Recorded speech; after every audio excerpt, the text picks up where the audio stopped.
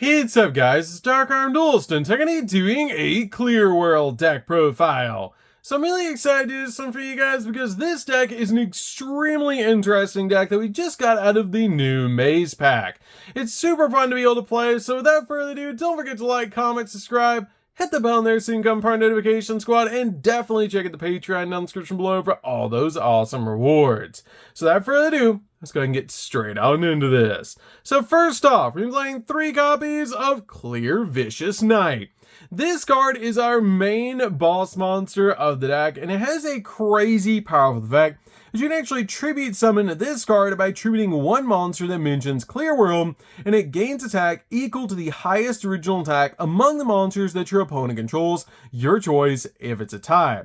It also has the ability to you're unaffected by the effects of Clear World, which is such a powerful effect to be able to use. And also, it has a crazy powerful effect that while this tribute summon card is in the monster zone, your opponent cannot activate the effects of special summon monsters on the field with less attack than this card, which is a really powerful ability to basically have a one-sided skill drain with this card.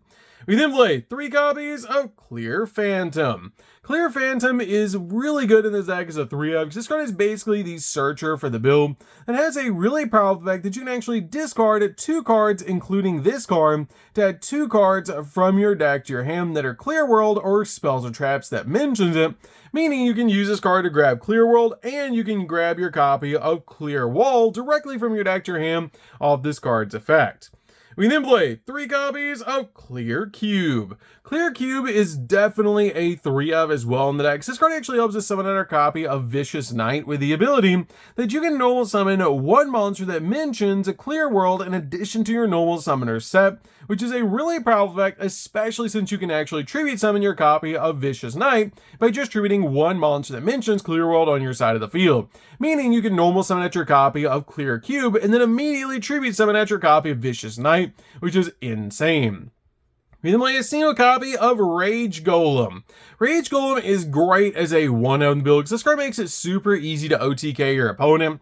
As this card has the ability, if this card is normal or special summon, you can actually activate this effect that this turn, your monsters that mention Clear World can attack directly, which is a really powerful effect just to help you go in for game.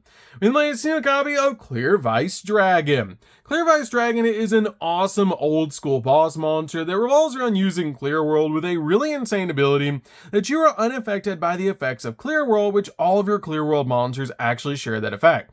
And if this card attacks an opponent's monster, the attack of this card becomes twice the attack points of the attack target, which is crazy powerful to help you go over game during the damage calculation only. And if this card would be destroyed by an opponent's card effect, you can discard a card instead, giving you some protection for this card, but you don't have to worry about this card getting destroyed by battle if your opponent attacks it, as your copy of Clear Wall will actually protect it, which is awesome. We then play 3 copies of Imseti. The Horus package is really good in this build, just to help us get monsters out on our side of the field, so we can use it with our copy of the Zombie Vampire to dump cards from our deck to the graveyard to be able to get to the exact cards that we need. But this card is really good in the build to basically use this card to be able to send this card and another card from your hand to the graveyard to search King's Sarcophagus directly from your deck to your hand, and then also draw a card, which is such a powerful effect. And all of your Horus monsters actually share a common effect that if you have King's Sarcophagus on your side of the field, you can special summon them back to the graveyard once per turn. We then play a single copy of Happy. Happy is really good as a 1-of in the build, just as an additional Horus name in this deck, along with our copy of Blessing of Horus. Blessing is really good to be able to play in the deck, as by playing 3 different Horus names, we can actually go into Coach King, which is great to help us dig into the deck for the exact cards that we need if we're going first, which is just really helpful in this build. We then play 3 copies of Ash Blossom. Ash Blossom is definitely a 3-of build, basically just to stop the opponent from touching the deck. We then also play 3 copies of Ghost Ogre. Ghost Ogre is great in this build, just to help us pop cards on the field, and helps out a lot in this deck. So, that's it for the monsters, guys. Let's get into the spells.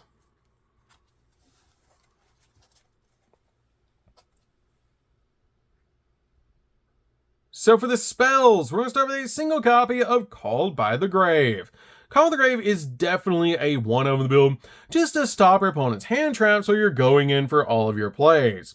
We then play a single copy of 1 for 1. 1 for 1 helps out a lot in the deck to instantly get your copy of Cube on your side of the field, which just helps out a lot in this deck. We then play 2 copies of Triple Tactics Talent. Triple Tactics Talent is an extremely powerful 2-of in the deck that lets us draw 2 cards, take control of the opponent's monster, or look at our opponent's hand and choose a card from it and shuffle it into the deck if basically our opponent hand traps us, which is really powerful in this build.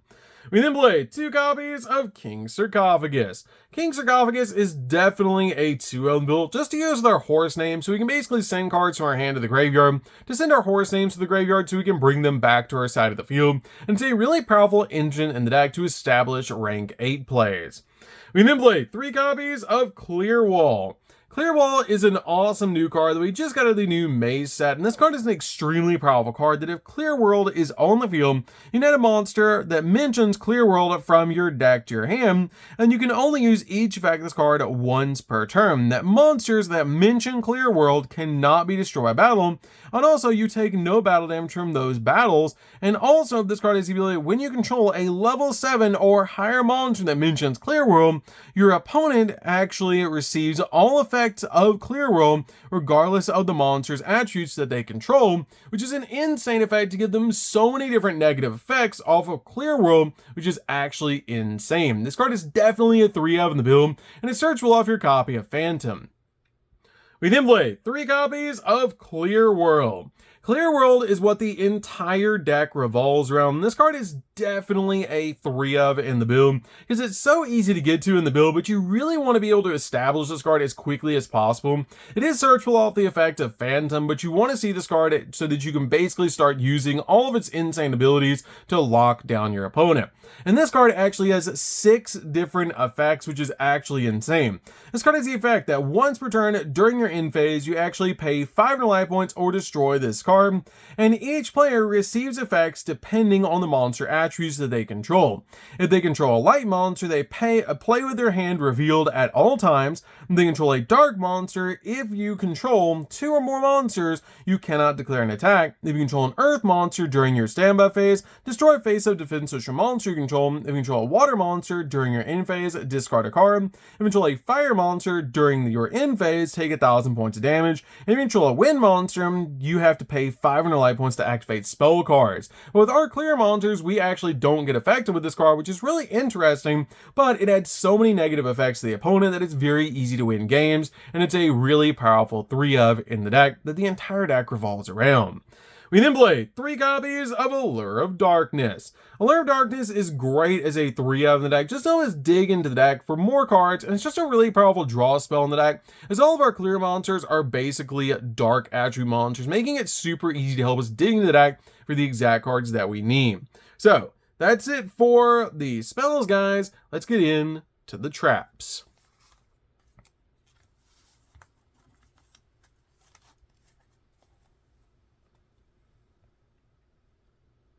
So for the traps, we're going to be playing just 3, and it's going to be 3 copies of Infinite Impermanence. Infinite Impermanence is definitely a 3-of in the build, basically just to stop your opponent's monster effects and also lock down entire columns of spells and traps.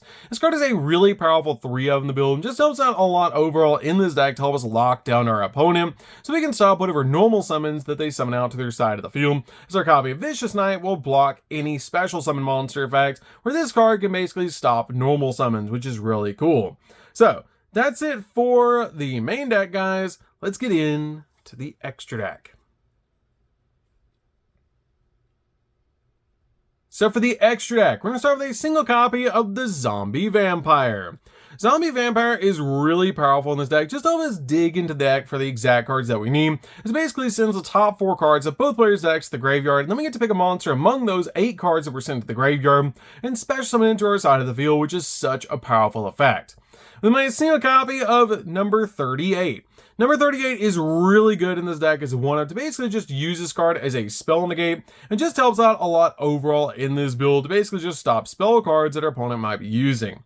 And then I have a single copy of Coach King. Coach King is great in this deck to help us basically draw 3 cards and do 800 points of damage to our opponent for each monster that we draw, which is just really powerful in this build as you want to dig into the deck so you can get to your copy of Phantom as quickly as possible, or get to your copy of Vicious Knight plus Cube so you can just summon out your copy of your one-sided skill drain, but it does lock you out of the battle phase for the rest of the turn, which is not that big of a deal, as if we're going first, it doesn't really matter.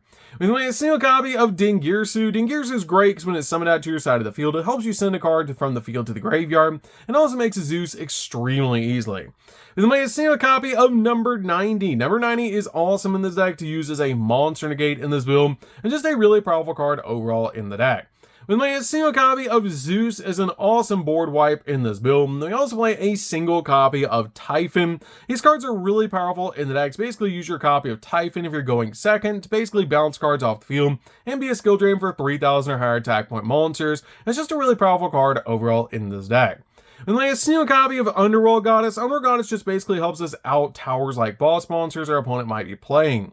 And like a single copy of Access Code. Access Code's really good because it comes out absolutely massive and can pop multiple cards on the field. We can play a single copy of Selene. Selene is great in this deck. Your copy of Imseti is actually a spellcaster monster, so you can easily bring it back to your side of the field and then link climb into your copy of Access Code, which is great. We then play a single copy of Nightmare Phoenix to pop spells and traps. We also play a single copy of the Dark Charmer. Dark Charmer is great to help us link climb as well in the deck, as the majority of our monsters are dark in this deck.